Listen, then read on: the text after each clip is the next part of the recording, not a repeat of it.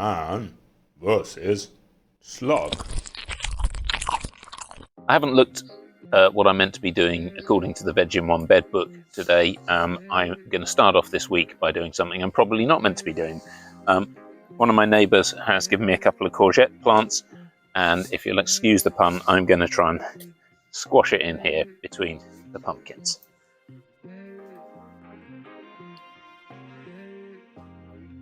Oh, a potato.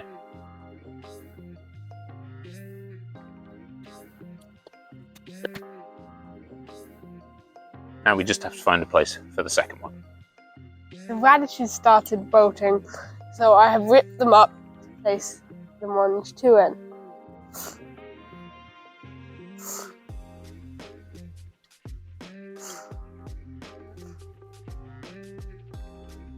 I'm just teasing them out because they are quite packed in place.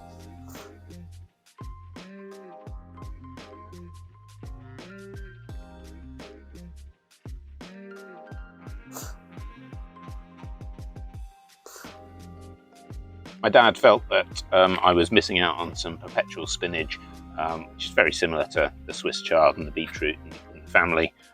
So he bought me a packet, and I'm going to put those in.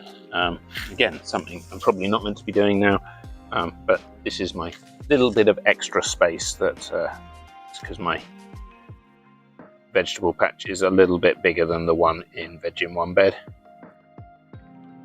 So we're going to put in these perpetual spinach and hopefully have a little bit more to harvest throughout the winter.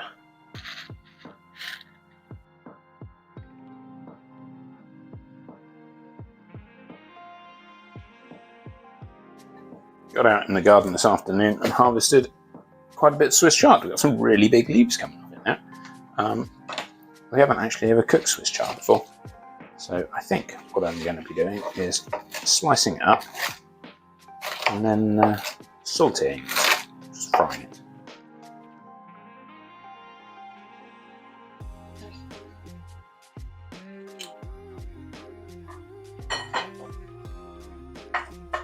That's a little bit of garlic, and on top of that we will put the Swiss chard.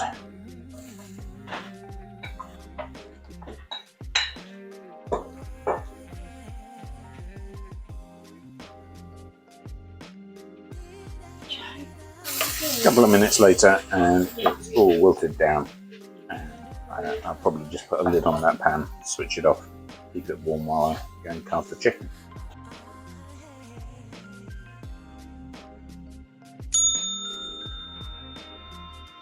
My wife puts a lot of effort into her flower beds, but hey, my vegetable patch has flowers too. There's beautiful orange flowers on the runner beans, lovely purple ones on the French beans, lovely little delicate yellow flowers on the tomatoes, and then crowning it all off we have these huge garish yellow flowers on the pumpkins. Loving it. It's 10:30 and I've come out just to do a late night slug watch because it's rained most of the day. Oh look, there's one. I'll have to get rid of him. So I'm just finishing off the slug watch now. Say I got rid of maybe half a dozen slugs from the vegetable patch, one of them which was on top of one of the pumpkins, which I'm pleased I managed to get. Some quite big ones. I discovered over here we've got the tray where we had been growing some pea shoots, and well, the tray was falling apart. We've just kind of let them die and rot down, and you can see it is covered in slugs and snails. This is a good couple of meters away from the vegetable patch, so actually I'm kind of trying to leave the slugs and snails having a bit of a feast here and hope that this keeps them away from the vegetables. The greenhouse has turned into a bit of a jungle now. Our determinate tomatoes, the Pomodoro, Principe, Borghese, de Pendere, well, they're meant to be determinate tomatoes, but the internet, it turns out, are a little bit indeterminate on whether they are determinate or indeterminate. They just seem to keep growing.